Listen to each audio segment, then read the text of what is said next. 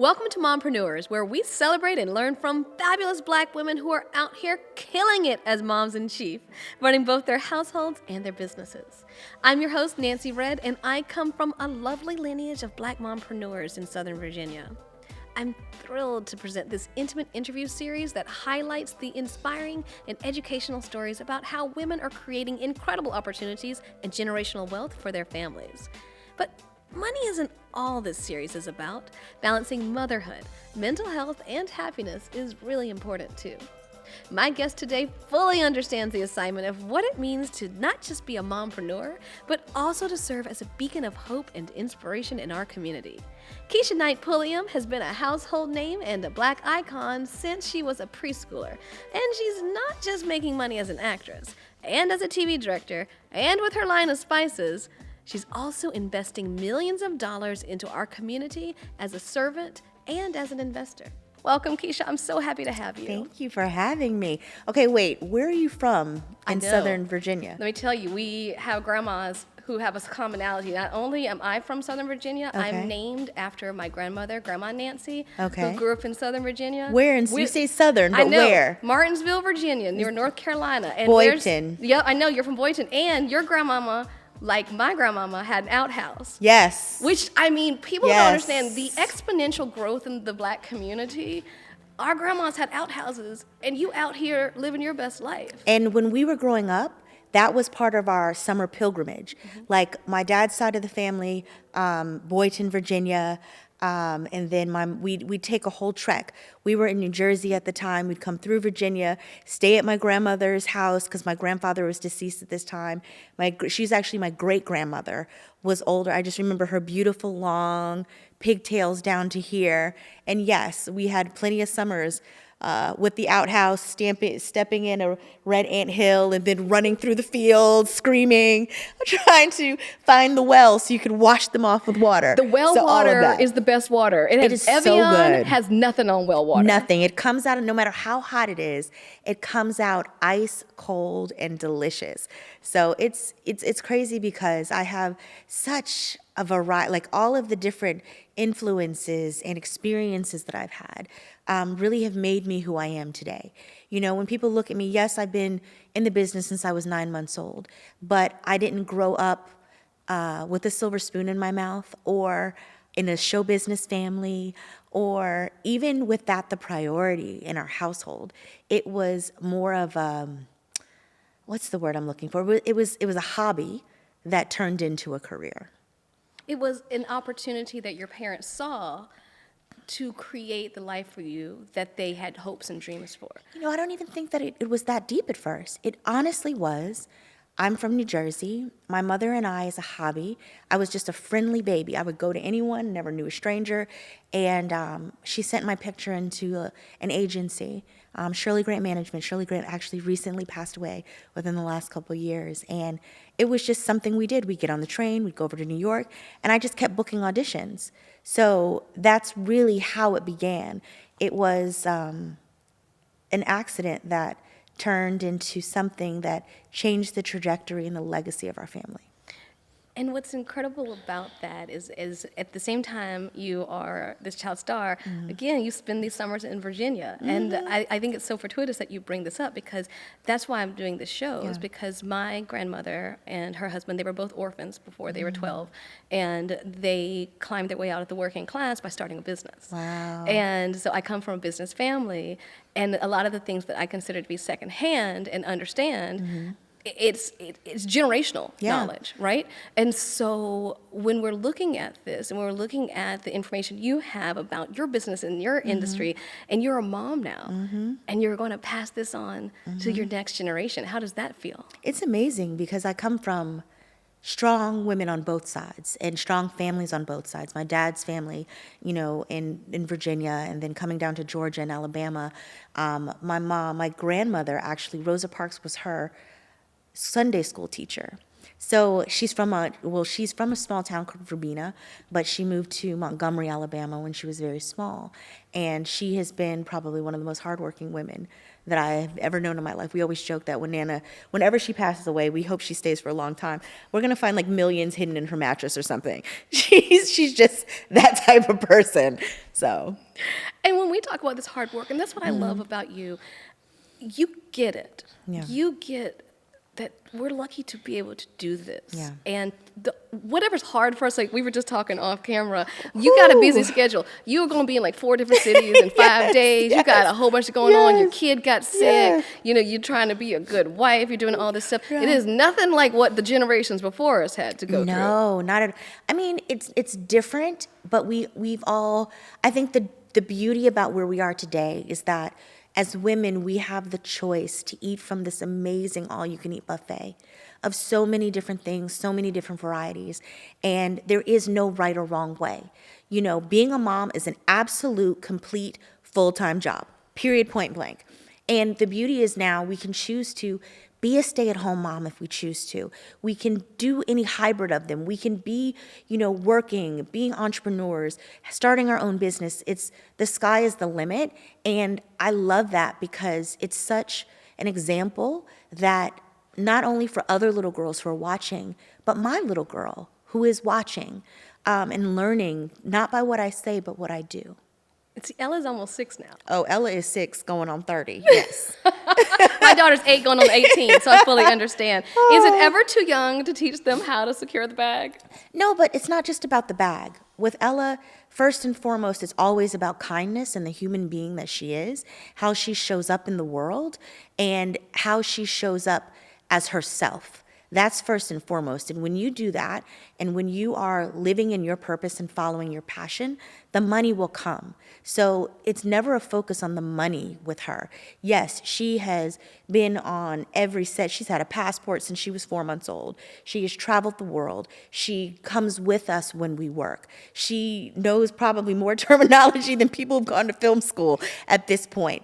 But it's about more than that. You know, my barometer of her success is how she shows up as a human being, not what she does for a living. And when we're talking about, these are the kind of conversations that you tend to have with your girlfriends behind closed doors. And for you, it's very important, I know, that we take these candid chats and we extrapolate them so the community at large can benefit. Because my husband refers to us as entertainment immigrants. Like we are the first generation of people in entertainment in our family. So we've had to learn a lot of things. Yeah. We try to pass it down one by one. With business, it's similar. You can make a lot of mistakes in any kind of business, and sharing the knowledge, like what you just said, I think gets missed a lot. I think people focus exclusively on the money, the profit, and they lose themselves in the process. Because it's about operating with integrity, no matter what you do. And I feel like in business, a lot of people, they lose that piece because they're like, oh, this person who's stepping on whoever to get ahead is winning. No, they're not winning. You can do it, and you can do it in a way that you can be proud of who you are as a person and proud of your children who are watching everything that you do. It doesn't have to be a choice as far as I'm concerned. And your integrity is priceless. There is no monetary value for me that can be put on that. But we do have to share that because, you know, that's one thing being this first generation. I'm first generation, all of this. You know, my parents, what I had to realize, like when you look at your parents, right? When you're little, you don't realize there was no manual. There was no class they had to take. There was no test that they had to pass. They didn't have to do anything to become parents. So they're really, you know, flying by the seat of their pants, doing the best they can with what they have. In the time they were in. We were first, not just first generation in this industry or these things.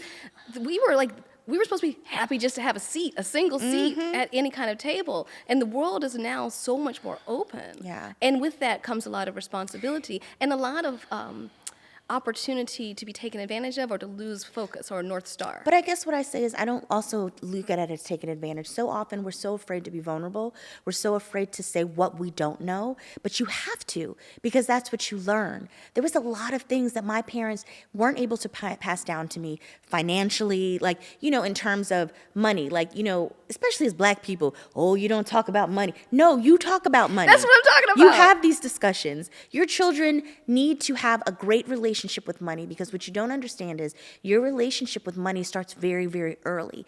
And there's certain things I know, even me, I had to be deprogrammed to. Like, parents mean well. Like, like one thing that my dad was, oh, money is hard earned and easily spent. Well, yes, if that is the attitude in which you approach money with, you are always going to be operating from a space of lack, and you will never have abundance. So until you turn that tape around and realize that what money is a tool, it isn't, it's just that. And when you recognize, the different financial streams, my parents come from the generation of, oh, you get a good government job, or you get that your 401k. government job was good, though. Let's not lie. What I mean? And it was a good opportunity. It's not the same anymore, but it's not though. the only. Yeah. So, it's those pieces. Like, my dad, like, my parents still, like, my dad still is, it's funny because, like, one of my brothers he went to school for engineering. So he was, an engineer, the whole thing. So yeah, my dad was like, oh, he's an engineer. I'm like, are you serious? Like, just because you're in entertainment doesn't mean that, because you don't have the same structure, it doesn't mean that, because it came from that generation of, you need to be a doctor, a lawyer, this, that. And a lot of times I am one who'd rather bet on myself versus, working for, because you're always going to work for someone in some capacity. You're always going to have to work with people in some capacity. But what does that dynamic look like and feel like is the difference when you're an entrepreneur. And honestly, you have to work far harder when you're an entrepreneur than when you can show up and punch a clock from 9 to 5. And I think a lot of times people don't realize that, because now the tide has turned, and we've come to this generation of kids, and I'm going to call them kids because I can't, because I'm old now. We come to this generation of kids who are like, I don't want to work for nobody, but I don't want to work. No, you still have to work. Like, when you're not working for somebody, you are all the jobs. You are the janitor, the CEO, you are the secretary, you are the HR person, you're all of it. But you gotta admit, it hits a little different, which is why it's so enticing in the Black community. Yeah. It's funny because my husband and I'm a host and a writer, and he's an actor and a host.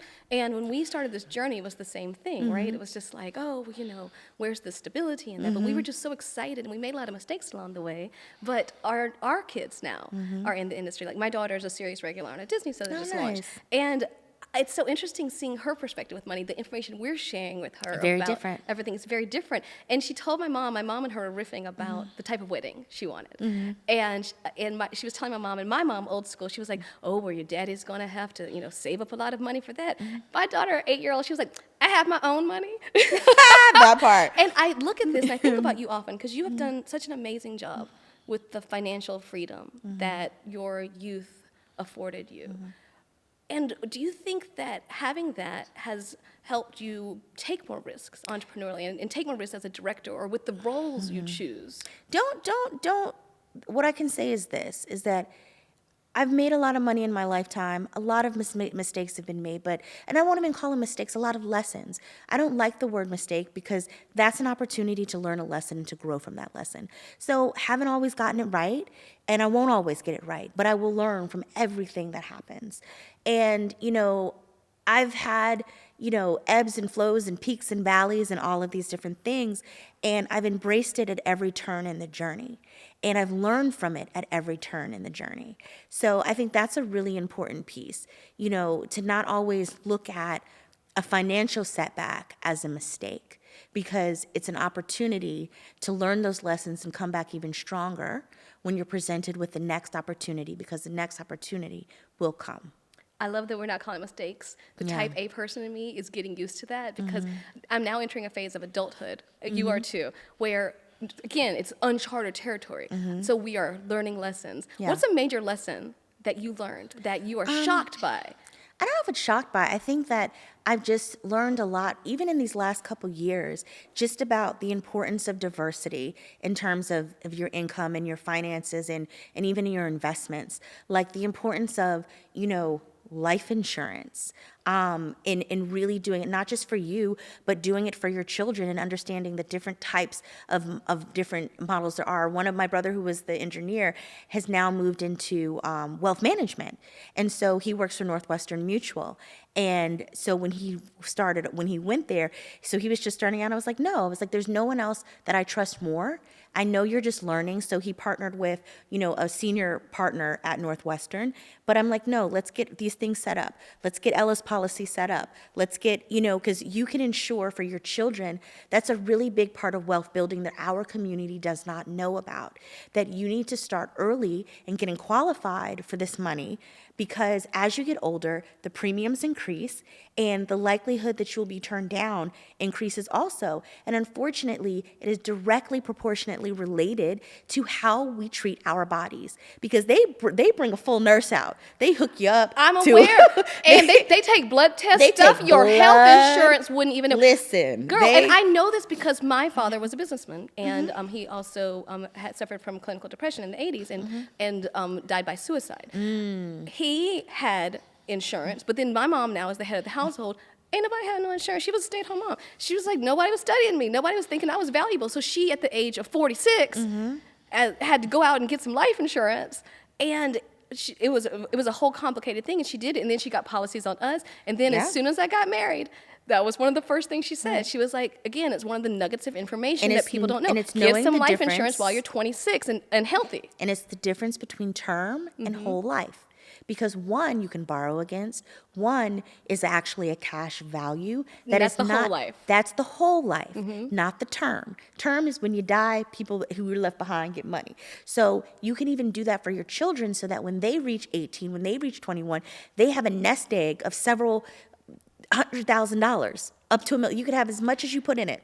Keisha, I'm obsessed with you. This is such an amazing nugget because, like you said, it's something that is of value. A lot of people, like, I'm afraid of the stock market. I'm just going to put my money in CDs or under the mattress like grandma. But insurance, when done appropriately and with the right person, the best products you can have in terms of legacy building, because that's what we're talking about. It's about building your legacy. Yes, the businesses. And the other thing we have to recognize is that there are different types of businesses. Some businesses you build in order to be able to sell, in order to be able to, and then some businesses you build in order to keep in the family and it be a legacy sort of situation. So there are two different types of things, and you can do both. You don't have to do one or the other, and real estate, that's the newest one that, like, me and my husband together, and it's not just residential, the money is in commercial real estate. Well, it reminds me of one of the ways when you talk about commercial real estate, many Black people accrued wealth was with the stuff people ain't want, like parking lots. Girl, there's money in parking lots. There's money in self-storage. And now you're talking about another facet that a lot of people don't know about, commercial. Tell me about commercial real estate and what you and your husband are doing, because a lot of people might not think, because we always hear, let me get me a multi-family. Yeah, I mean, and the crazy thing is, my that's where my dad started. He, even to this day, he's a general contractor. He's very much like a man's man, likes to work with his hands, but it started with buying multifamily homes in New Jersey. He has his real estate license. He's had it as long as I know. My brother, one of my other brothers, in addition to, doing a lot on the business side of the music business, he has his brokerage license. So that's something else that's very much, in the family. But I think I'm the first that decided to kind of delve into the commercial space. And, it can be overwhelming. They're asking for a whole lot of documents and this and that. But because there are a few times I was like, just forget it. I don't want to do it anymore. All right, when we're talking about commercial investments, are we talking about strip malls? Are we talking about mini malls? Are we talking about, what are you and Brad investing in? Banks? I'm open to all of it. We have started with, and I'm one of those people who a lot of it starts from just divine inspiration. And so one of the many things I love about my husband is that any of the random things I wake up and I'm like, you know what, I think we should do this. We're always in alignment with it. And he's like, okay, well, let's do it. So let's go. Right. Well, you want a partner who gives your creative inspiration. Because my dad always said, if everyone thinks it's a good idea, it's probably not a good idea, but you have a good role model dog with your inspiration about random things like commercial investments. And both of us are like that. So it works hand in hand. And we were like, okay, we're going to buy a building because we want to do our own studio. For when we want to do projects, we'll have the space. We can, and just in Atlanta, everything has, I mean, this industry has just ballooned at this point. So we're like, cool. So we bought a building, and then we found out we were having a baby. So we put the studio on hold, but a commercial piece of property is never a bad idea because we said, you know what? We're going to focus on this right now. We'll lease it out, and then we can A, either buy another one, or B, once this lease is up, then we can continue with our plans. So, we got a large 24,000 square foot building for our studio to start, and now we're leasing it. But it was a win-win situation because when you look at the commercial real estate prices, it still makes sense. And it's interesting that you bring that up because it's the perfect segue to being a mompreneur. The mom, as you said, comes first. Yes. And if it doesn't fit in with your idea of what good mothering is, it might not be the right time. But there are things you can do. Like, for example, being a mom, you might not be able to have this commercial studio right now, but this is a perfect time for Keisha's Kitchen. Absolutely. And that's where we're pivoting. We're working on, we were doing the spices and we're still continuing with that, but really taking a step back to continue to grow the brand. Really over this past year, I've been so busy with work, with filming, with directing, with acting, with producing, with all of these different things that, I've taken a little bit of a step back from Keisha's Kitchen to really come back and revamp. And during this time, like, the funny thing is when I was pregnant with Ella was when I developed Keisha's Kitchen. When I was put on bed rest. This is the busybody that I'm working on not being. But I was put on bed rest by my doctor. And the first Keisha's Kitchen website, I literally was on my computer. I don't know anything about building websites. I built this damn website. I'm talking to the manufacturers. I'm at the warehouse, making sure the spices are right, doing all, like, that's when it all came together when was birth, is when I was supposed to be sitting my butt down when I was pregnant with Ella. Now, with this one coming along, it's time to take it to the next level, working on the cookbook, working on, the different other avenues of Keisha's Kitchen. So I'm just really excited to have a little bit of downtime so that I can, perfect all these recipes, get this book out, get some more content out with cooking and Keisha's Kitchen. So I'm excited. Like, everything I do comes from a space of being divinely inspired to do something that I'm excited about and that I love. And we're so excited for you. I feel like we have so much in common, and that's why this show is so great, because I think people watch it like, I have so much in common with them, because we're Black women just living our best life. And us, that's not always a positive. And one thing we talked about we have in common is we both have suffered miscarriages, and the journey to motherhood. It's funny, I heard you say, and I thought about it as a correlation, not just to your acting career. You said, all you need is one yes, and a no is a no forever, right? And in the same way you can look at it with your entrepreneurship, like your commercial building, or you can look at it, with acting. You can also look at it with parenting. And right now you're in your yes moment, right? Absolutely. And there is nothing more important than ensuring that this little one is healthy. Yes, I'm continuing to work and do, but it's definitely with my health and the baby's health first in mind. I'm grateful and excited that I have been able to work. Like, I literally just finished filming a movie in Canada for the last month. I'm grateful that, yes, I was pregnant doing it. I am pregnant doing it. And, but my husband, my daughter, my mom travels with us. We were able to travel as a family unit. That's the other piece of it. Like, yes, we have businesses separate and we have businesses together, but nothing comes before us as a family.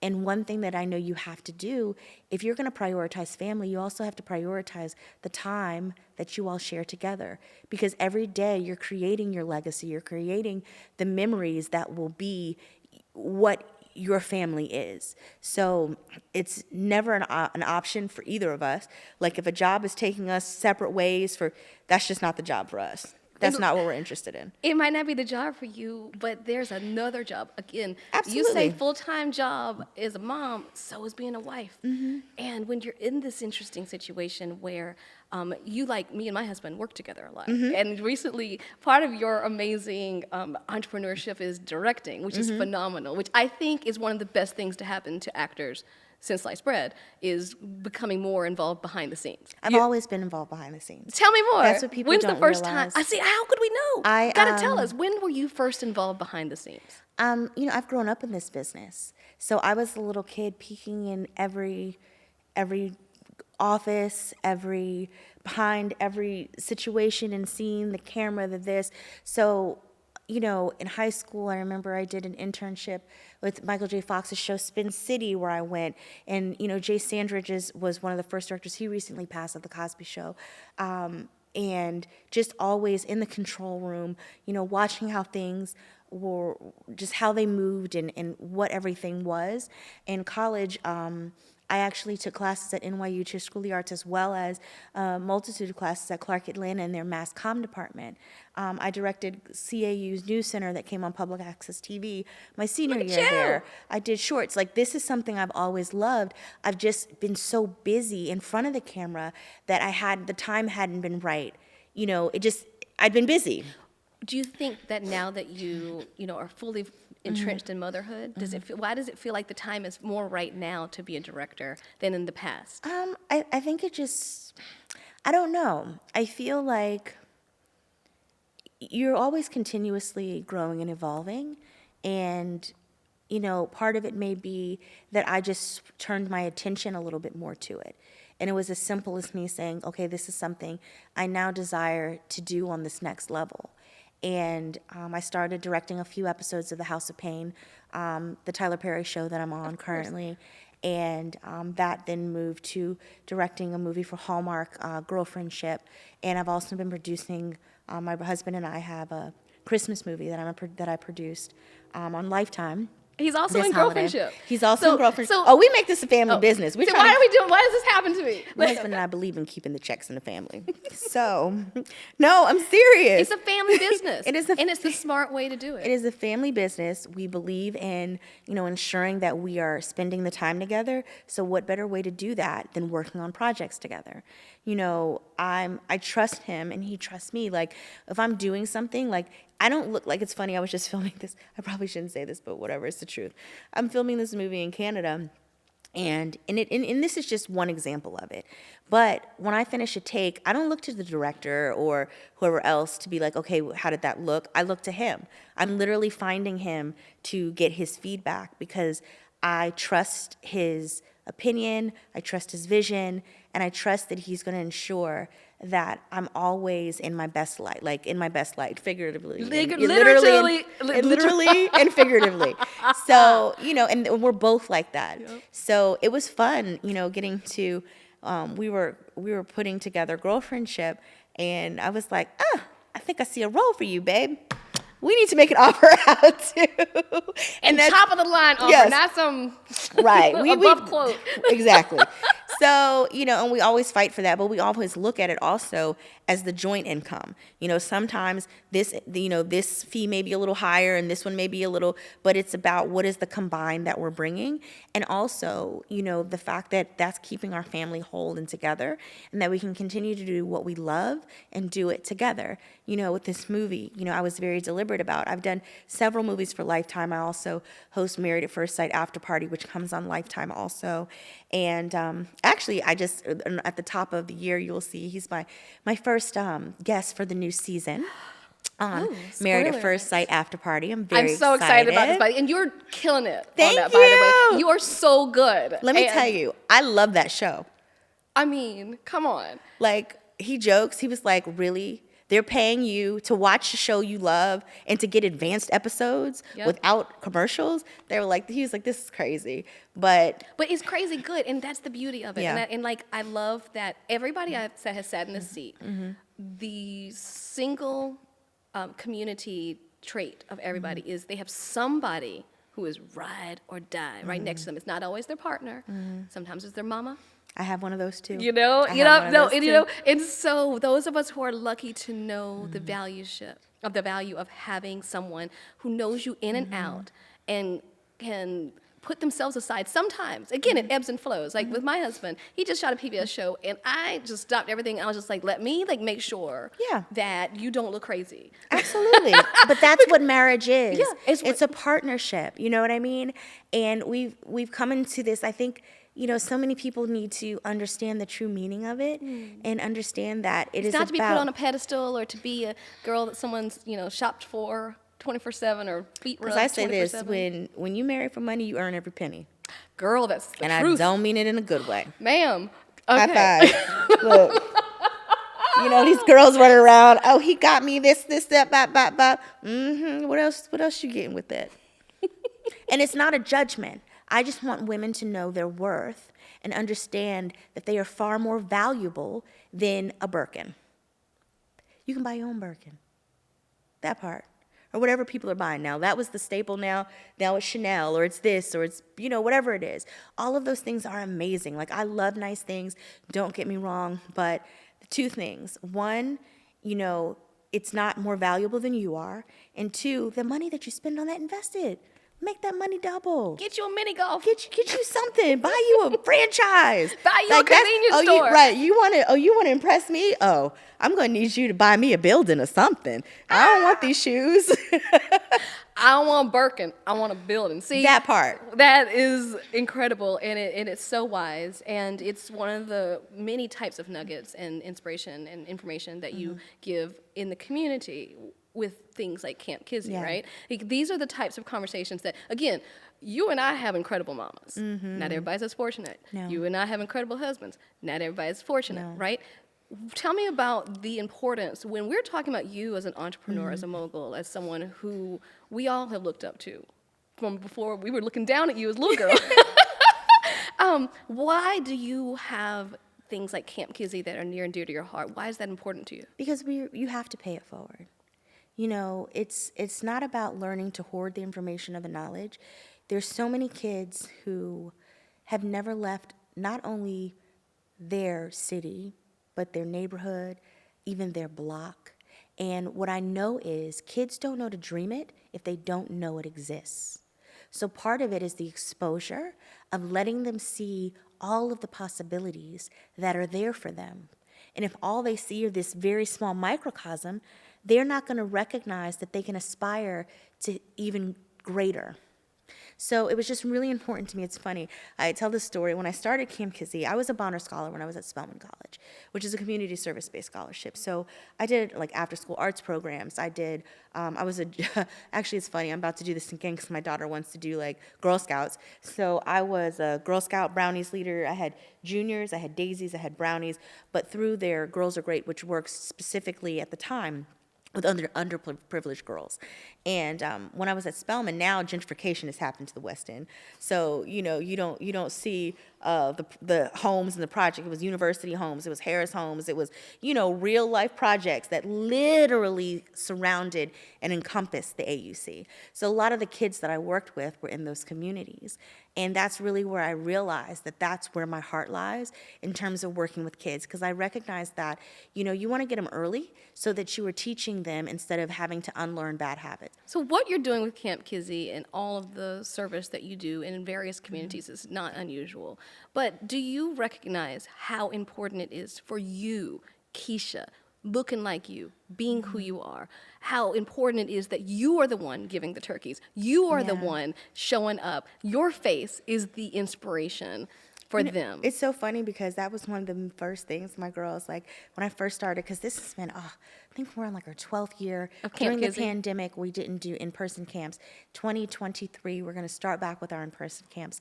But we're also working with a financial, not just literacy, but a scholarship component for students that will track them, from the beginning of Camp Kizzy when they're coming in middle school and have the opportunity to, once they graduate from high school, leave with money that's been put into their account each year based on their performance, their grades, their attendance, these sorts of things. So this is a program that we're working on rolling out at the top of the year.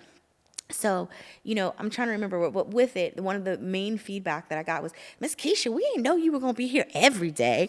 Yes, I am. And then, oh, but Mama Keisha don't play. You are absolutely right. And I don't, because I love you and I care. And I know you're better than this. So I think that was the piece. It's one thing to write a check. It's one thing to, kind of send out other people to do the work. But when you are there with them side by side and they are seeing that you truly care, that you're doing this to really help them, to empower them. It's different. Now we have girls who graduated from colleges and universities across the world. We have, girls who are in Microsoft and, Fortune 500 companies, Fortune 100 companies, and really just doing their thing. And it just makes my heart smile that, when you're out and someone's like, oh, do you remember me from Camp Kizzy? And now they're like fully grown. And what you're doing is so crucial, and it's what you grew up seeing being done, right?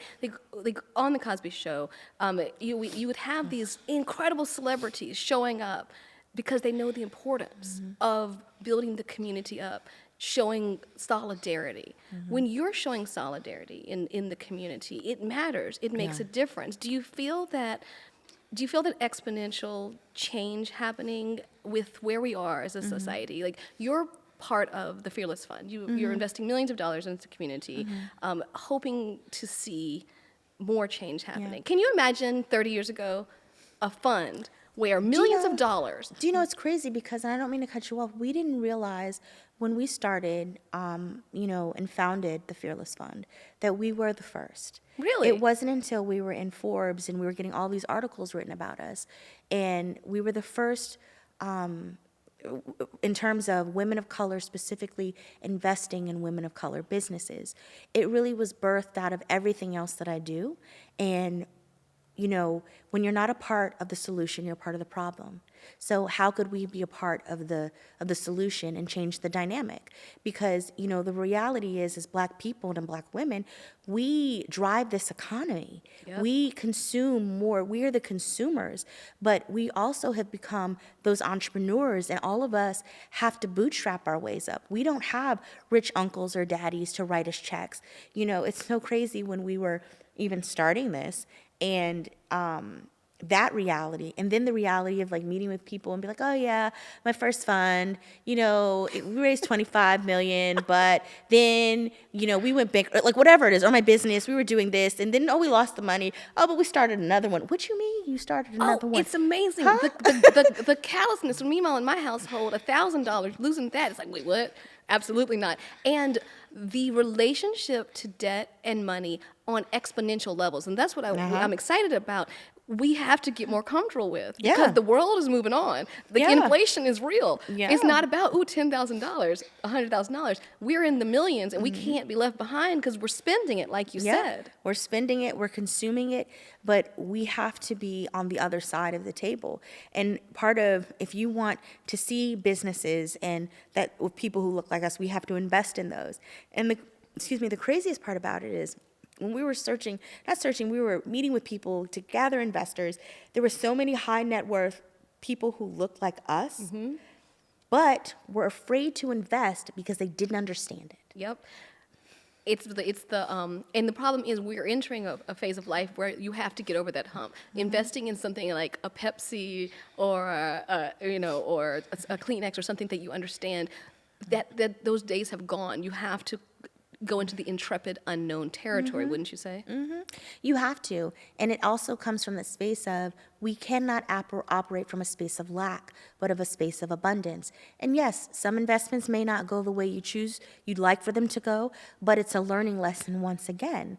But you'll learn a whole lot to ensure the next one goes very, very different. And it's also about being informed, doing your due diligence when you're deciding where to invest your money, how to invest your money, and understanding it for yourself. We are really lucky to have gotten to be the first of a lot of things. And I feel like back in the day, that was an accomplishment, right? We were like, I'm the first, whatever. You were the first, whatever. I'm the first, whatever. But the best advice I got was when I was in college, and I'd gotten some other random accolade, and I was the first or something. I get this random phone call from some old man in Virginia. And he's just like, Lil Nance, I just need to tell you that, I'm proud of you for being the first, but I just need to make sure you know that you just can't be the only. That Changed part. my life, ruined the fun, by the way. But that was a good thing. No. But that is the space that we all have to live within. Especially being a graduate of Spelman College, when there's so much time spent on the diaspora and Sankofa and reaching back to pull forward. That is ingrained in us. One of my favorite quotes is by Muhammad Ali, giving back is the rent we pay for living here on earth. And as a community, we have to understand that you have to operate from a space of abundance. And when you do that, there is not competition, because what's for you is for you, what's for me is for me, and neither one takes away from the other. And we as a people have to get to that space where it's like we want everybody to win.